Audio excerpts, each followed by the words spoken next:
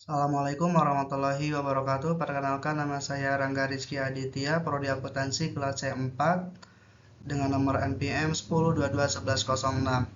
Pada kesempatan kali ini saya akan membahas mengenai akuntansi manajemen lingkungan dengan mata kuliah manajemen biaya dan dosen pengampu Bapak Cepi Saepullah SE MAK AK CPMA.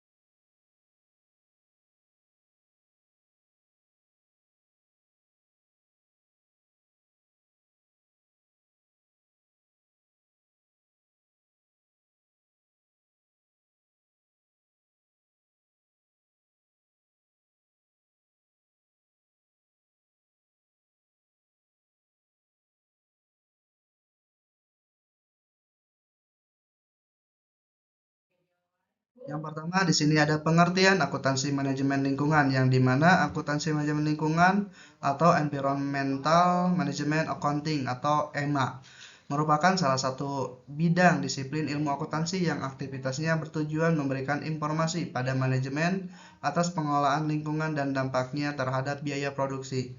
Nah, di sini pada dasarnya terdapat tiga hal utama dalam akuntansi manajemen.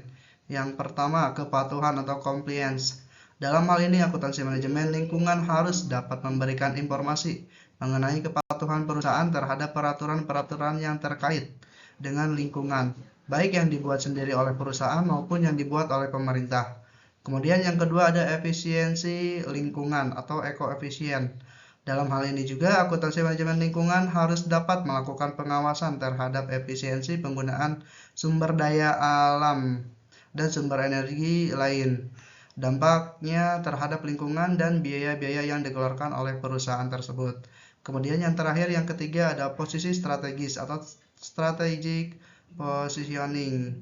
Dalam hal ini perusahaan harus membuat program-program yang terkait dengan lingkungan untuk mencapai tujuan jangka panjang perusahaan. Akuntansi manajemen ini berperan harus dapat mengawasi apakah biaya-biaya yang dikeluarkan dapat mencapai tujuan tersebut. Kemudian ada pengelolaan dan pengendalian biaya lingkungan atau environmental cost. Ada dua. Yang pertama, biaya lingkungan yang bersifat pencegahan atau prevention cost, yang dimana biaya yang dikeluarkan untuk mencegah kualitas yang buruk dari barang atau jasa yang dihasilkan atau diberikan kepada pelanggan oleh konsumen. Nah, biaya-biaya lain bisa berupa biaya seleksi dan evaluasi pemasok, biaya perancangan proses produksi yang ramah lingkungan, biaya sertifikasi eksternal, dan biaya perancangan produk yang ramah lingkungan. Kemudian yang kedua ada biaya lingkungan yang bersifat pemeriksaan atau operational cost, yang dimana biaya yang dikeluarkan untuk memastikan kesesuaian barang atau jasa yang dihasilkan atau diberikan dengan peraturan pemerintah maupun peraturan internal perusahaan. Nah, biaya ini ada beberapa hal. Yang pertama, biaya pemeriksaan audit terhadap aktivitas yang diberikan atau yang berkaitan dengan lingkungan. Kemudian biaya inspeksi, yang dimana proses yang dilakukan maupun produk yang dihasilkan. Jadi biaya tersebut diinspeksi terlebih dahulu apakah layak atau tidak diberikan kepada konsumen. Kemudian biaya pengembangan tolak ukur atau benchmark yang berkaitan dengan lingkungan. Yang terakhir ada biaya percobaan untuk menguji tingkat kontaminasi suatu zat. Nah, di materi ini juga sama kayak yang selain tadi tentang pengelolaan dan pengendalian biaya lingkungan. Yang ketiga itu biaya lingkungan karena kegagalan internal atau internal failure cost, berarti kegagalan yang dilakukan oleh perusahaan dalam membuat suatu produk. Nah, biaya yang muncul karena perusahaan menghasilkan elemen-elemen yang dapat merusak lingkungan namun dapat dikendalikan oleh perusahaan sehingga tidak mencemari lingkungan, yang dimana limbah-limbah tersebut dapat diolah dengan baik oleh perusahaan sebelum dikeluarkan atau dibuang ke sungai-sungai. Nah, biaya ini terdiri dari beberapa hal. Yang pertama, biaya pengamanan dan pengolahan limbah produksi yang tidak ramah lingkungan. Kemudian biaya operasional dan pemeliharaan peralatan yang berkaitan dengan pengolahan limbah atau polusi. Nah, seperti yang saya tadi katakan, perusahaan itu mengeluarkan pemeliharaan peralatan yang berkaitan dengan pengolahan limbah atau polusi, yang dimana perusahaan itu harus melakukan atau sering melakukan pemeliharaan peralatan agar supaya limbah tersebut atau polusi tersebut ketika dikeluarkan atau dibuang oleh perusahaan itu tidak berdampak negatif untuk lingkungan masyarakat. Kemudian yang keempat, biaya lingkungan karena kegagalan eksternal atau external viral cost, yang dimana kegagalan tersebut itu bukan dari dalam perusahaan tapi dari luar perusahaan. Nah, di sini pengelolaan biaya lingkungan ini ada suatu contoh tentang pengelolaan biaya lingkungan. Contoh dari laporan yang berkaitan dengan pengelolaan biaya lingkungan dapat dilihat pada tabel berikut. Nah, di sini PT Kacau Balau, laporan biaya lingkungannya untuk tahun berakhir 31 Desember 2000, misalnya 2023. Nah, untuk biaya pencegahan lingkungannya itu mencakup tentang biaya untuk melakukan sertifikasi ISO 14.000 atau 1401 dengan nilai 300 juta. Kemudian biaya untuk melakukan pemilihan pemasok itu 100 juta. Kemudian ini tambah ini menghasilkan 400 juta, maka menghasilkan persentase 5,95%. Kemudian ada pemeriksaan lingkungan. Nah, ini untuk pemeriksaan lingkungan supaya limbah yang dikeluarkan oleh perusahaan tidak berdampak negatif kepada masyarakat. Ini mencakup biaya untuk mengukur tingkat kontaminasi suatu zat itu 125 juta.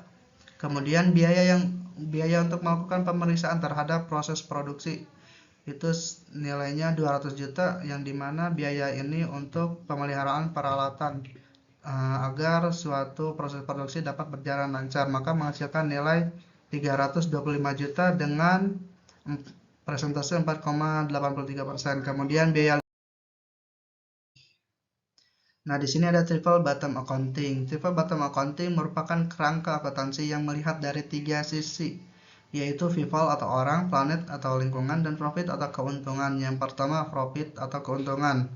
Nah, keuntungan sendiri pada hakikatnya merupakan tambahan pendapatan yang dapat digunakan untuk menjamin kelangsungan hidup bagi perusahaan, yang dimana pendapatan ini berasal dari hasil penjualan produk, barang, atau jasa yang dihasilkan oleh perusahaan supaya perusahaan dapat berkembang atau berlangsung perusahaan ini berjangka panjang. Kemudian ada people atau masyarakat, menyadari bahwa masyarakat sekitar perusahaan merupakan salah satu stakeholder penting bagi perusahaan karena dukungan masyarakat sekitar sangat diperlukan untuk keberadaan atau kelangsungan hidup dan perkembangan perusahaan, yang dimana jika perusahaan dipandang buruk oleh masyarakat atau lingkungan sekitar, maka perusahaan tersebut susah untuk perkembangannya baik secara jangka panjang maupun jangka pendek karena adanya gangguan-gangguan yang dapat ditimbulkan oleh lingkungan sekitar atau masyarakat. Kemudian yang ketiga, planet atau lingkungan. Hubungan perusahaan dan lingkungan adalah hubungan sebab akibat, yaitu perusahaan merawat lingkungan maka lingkungan akan bermanfaat bagi perusahaan dan sebaliknya, yang dimana jika perusahaan merawat lingkungan. Nah, di sini ada beberapa hambatan dalam akuntansi manajemen lingkungan. Nah, itu dalam halangan pembelian itu ada 2, yang dimana sistem pendukung informasi akuntansi yang kurang atau tidak cukup, yang dimana pada sebuah perusahaan itu sistem pendukung informasi akuntansinya itu belum cukup baik, sehingga menghasilkan hambatan-hambatan dalam perkembangan perusahaan tersebut.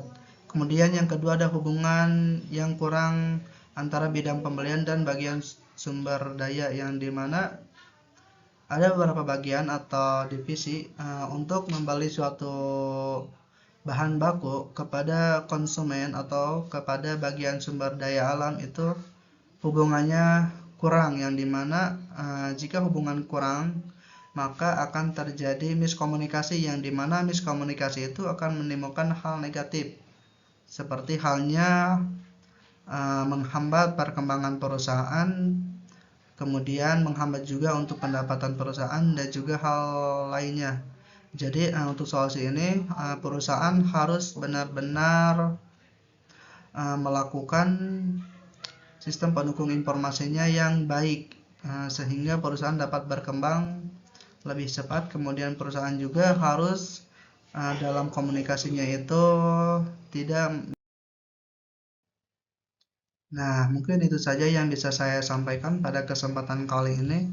Mohon maaf apabila ada kekurangan atau kesalahan dalam penjelasan. Saya ucapkan terima kasih. Wassalamualaikum warahmatullahi wabarakatuh.